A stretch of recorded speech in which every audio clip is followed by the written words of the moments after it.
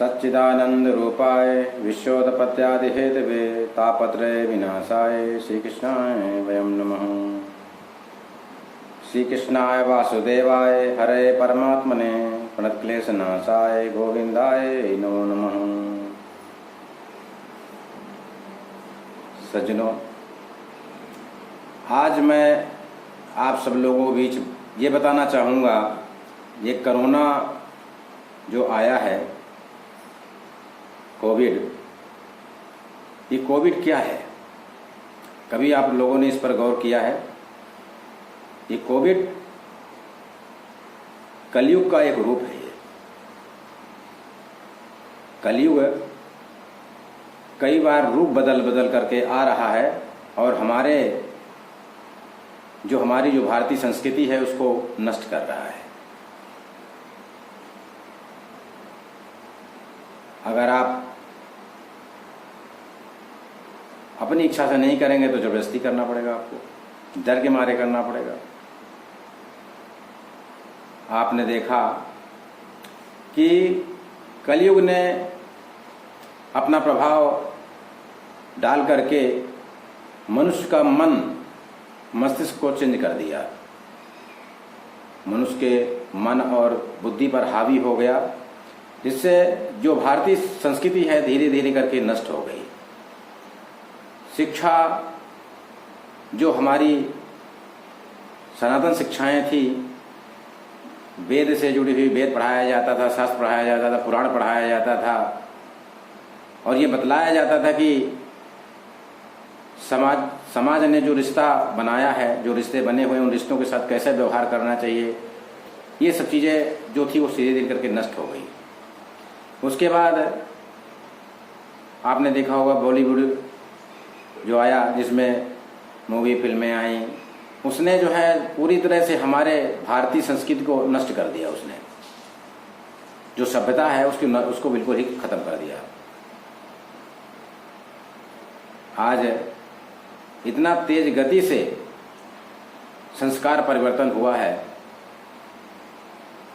कि आज की दुनिया में जो महत्व पैसे का है वो महत्व किसी चीज़ का है ही नहीं। अब उसके बाद थोड़ा बहुत जो बचा था, इस कोरोना ने क्या किया कि पिता के सामने पुत्र की डेड बॉडी पड़ी हो, लेकिन पिता उसको छू नहीं सकता, डर के मारे कि मुझे कुछ हो जाएगा। पिता पड़ा हो, बेटा उसको छुएगा नहीं। ऐसी बताई स्थिति, भयावह स्थिति बनी हुई है कि हालांकि ये धीरे धीरे करके बहुत सारे लोग ऐसे कर रहे थे जो दुष्ट प्रवृत्ति के लोग हैं, पहले भी ऐसा करते रहे थे, लेकिन जो करना चाहते हैं वो भी नहीं कर पा रहे हैं डर की वजह से। दाह संस्कार जो है, जो इस तरीके से होना चाहिए, कहाँ हो रहा है। बहुत ऐसा बदलाव आया कि लोग, मैं ये नहीं कह रहा हूँ कि ज़्यादातर लोग कर रहे थे, लेकिन ज़्यादातर लोग अंत्येष्टि क्रिया कर रहे थे, लेकिन बहुत कुछ परसेंट ऐसे लोग, 10% लोग तो ऐसे भी थे जो डेड बॉडी पड़ी रहती थी और ध्यान ही नहीं देते थे।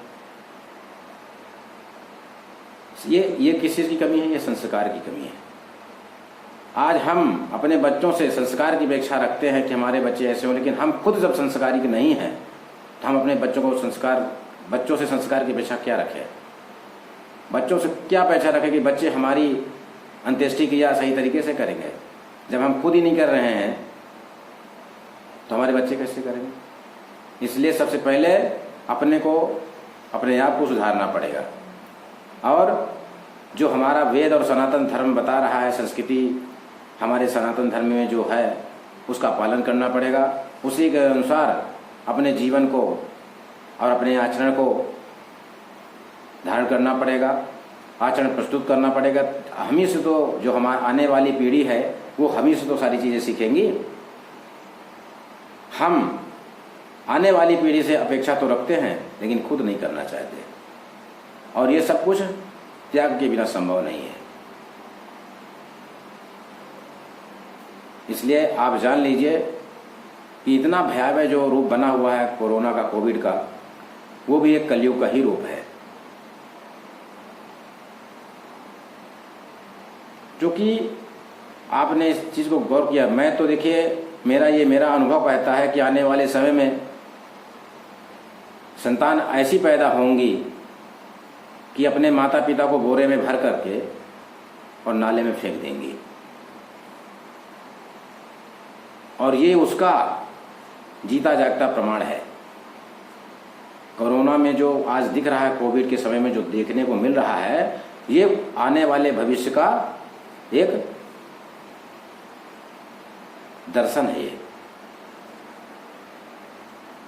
आप इसको देखो और इसको समझो। अगर हमारे देश में संस्कृति और संस्कार फिर से जागृत नहीं हुआ तो आने वाला समय इस कोरोना से भी बदतर होगा, कोविड से भी बदतर होगा। क्योंकि कोविड में तो लोग रो तो रहे हैं, अपने आप तो नहीं ले जा रहे हैं, लेकिन आने वाला समय ऐसा है कि पुत्र अपने माता पिता को खुद बोरे में डाल करके नाले में फेंक देगा, कोई अंत्येष्टि नहीं की जाएगी। इसलिए सोचने का समय है, विचारने का समय है। शिक्षा, जीवन यापन तो किसी तरीके से हो ही जाता है। अगर आप देखें तो ये संसार में मनुष्य जन्म लेता है और जन्म लेने के बाद बाल्यावस्था, प्रौढ़ावस्था, वृद्धावस्था, उसके बाद मर जाता है। जीवन में जो तरीका है जीने का, वो तरीके से कोई जीता है सिर्फ पैसे के लिए। आज की जो शिक्षा है, शिक्षा प्रणाली जो है आज की, वो सिर्फ पैसे कमाने के लिए बनाई गई है। समाज में कैसा संस्कार होना चाहिए, आपस में कैसे व्यवहार रखना चाहिए, कैसे रहना चाहिए, एक दूसरे के प्रति सहानुभूति है, प्रेम, करुणा, दया कहाँ रह गया? सब कुछ खत्म हो गया।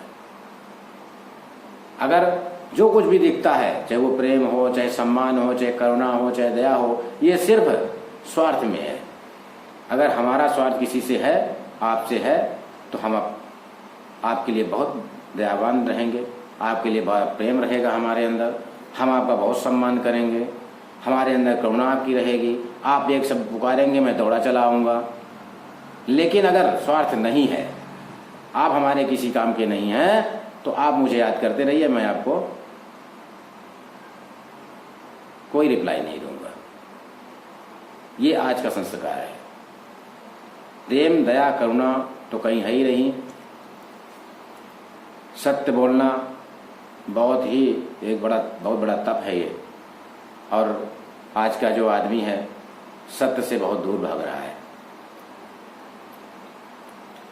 तुलसीदास जी ने कहा है, सांच बराबर तप नहीं, झूठ बराबर पाप, जाके हृदय सांच है ताके हृदय आप। तो जो सत्य को लेके चलता है, सत्य को धारण करके चलता है, उसके हृदय में भगवान का वास होता है। गोस्वामी तुलसीदास जी की बातें एक एक अक्षर से सत्य हैं, उसे कोई झुठला नहीं सकता। और गोस्वामी तुलसीदास जी ने एक बात और कही, पर धन पत्थर मानिए, परती माँ तो समान, पराये धन को पत्थर के समान और पराई स्त्री को माँ के समान, इतने में प्रभु ना मिले।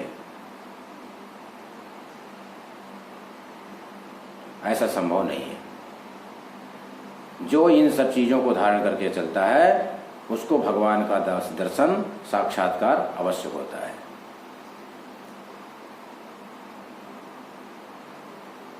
कोविड और कुछ भी नहीं, कलयुग का एक ही रूप है। और इस रूप, ये रूप जो आज स्थिति बनी हुई है कोरोना के चलते, कि कोविड हो जाने के बाद कोई रिश्ता एक दूसरे, जिसको कोविड हो जाता है उसको देखता नहीं, दूर करके रखता है। ये एक आने वाले समय का एक सोचना है। आने वाले समय में यही स्थिति होने वाली है। आज जो कोविड में हो रही, वही लोग ऐसा ही व्यवहार करेंगे। ये आचरण में प्रस्तुत हो जाएगा, ये एक आचरण बन जाएगा कलयुग में।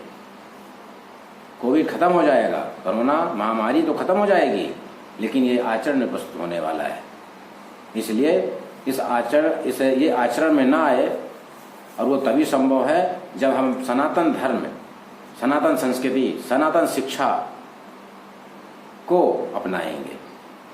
इसलिए मेरा अनुरोध है कि आप सब लोग सनातन शिक्षा ब्रह्म विद्या की ओर अपना लक्ष्य स्थापित करें और उसकी तरफ कदम बढ़ाएं। किसी ने अगर बहुत ऊंची शिक्षा प्राप्त कर ली है तो क्या है, उसे क्या हुआ है? कुछ भी नहीं। जो आया है वो चला जाएगा, धराशायी हो जाएगा। इसलिए अपने कर्मों को ठीक करिए और उस परमात्मा के चरणों में अपना ध्यान लगाइए, जिससे इस शरीर से छूटने के बाद हम उस परमात्मा के निवास स्थान वैकुंठ जो भी आप जानते हैं वहाँ पहुँच सकें और उनकी सेवा में संलग्न रहें।